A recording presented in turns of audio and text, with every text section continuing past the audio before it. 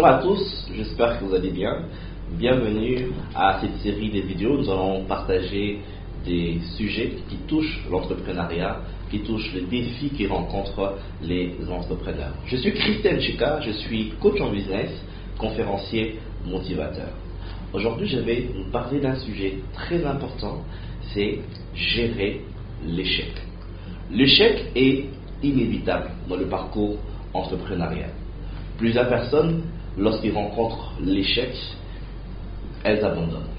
Beaucoup de gens se retrouvent en dépression à cause des échecs. Je l'ai vécu plusieurs fois dans ma vie, des projets qui n'aboutissent pas, des objectifs qui ne se réalisent pas, des challenges qui n'arrivent pas, des partenariats qui n'arrivent pas à être conclus. Et l'échec peut nous amener à nous décourager, de ne plus avoir la force de continuer.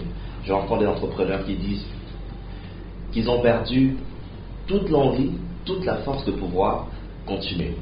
L'échec est inévitable, mais l'échec n'est pas insurmontable. Donc vous devez apprendre à gérer l'échec. Pourquoi? Parce que dans le parcours entrepreneurial, l'échec n'est pas un trou, l'échec n'est pas une barrière, l'échec est tout simplement un tremplin. Et pour pouvoir vivre le bien fondé de l'échec, vous devez juste apprendre à gérer l'échec. Comment gérer votre échec? La première des choses, vous devez comprendre que l'échec a des leçons. Vous devez apprendre à tirer des leçons dans vos échecs ou dans votre échec.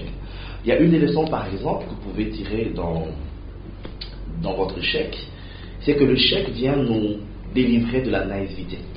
C'est que, voilà, pourquoi vous avez été trahi, pourquoi le partenariat n'a pas fonctionné. Peut-être ça peut révéler que vous avez été naïf, vous n'avez pas eu le temps de tenir compte d'un détail, de quelque chose d'important dans les relations d'affaires. Une autre leçon que vous pouvez aussi tirer de vos échecs, peut-être vous n'avez pas assez de connaissances ou assez d'informations pour entreprendre dans votre domaine. Donc ça peut être un indicateur, vous devez chercher de l'information. Vous pouvez aussi trouver une autre leçon, par exemple, c'est que vous avez besoin de mentors, vous avez besoin de gens pour vous accompagner. Donc, pour mieux gérer votre échec, vous devez juste vous dire quelles sont les leçons que cet échec m'apprenne. C'est important. Deuxième chose, vous devez prendre le temps de vous reposer. C'est vrai, l'échec vous stresse, l'échec crée la dépression. Vous pouvez prendre le temps. Ne vous forcez pas, ne vous faites pas pression. Prenez le temps de vous reposer. Arrêtez-vous 1 mois, 2 mois, 3 mois, peu importe le temps que ça peut prendre. Prenez le temps de vous reposer pour vous guérir. Et comment prendre le temps pour se reposer et se guérir?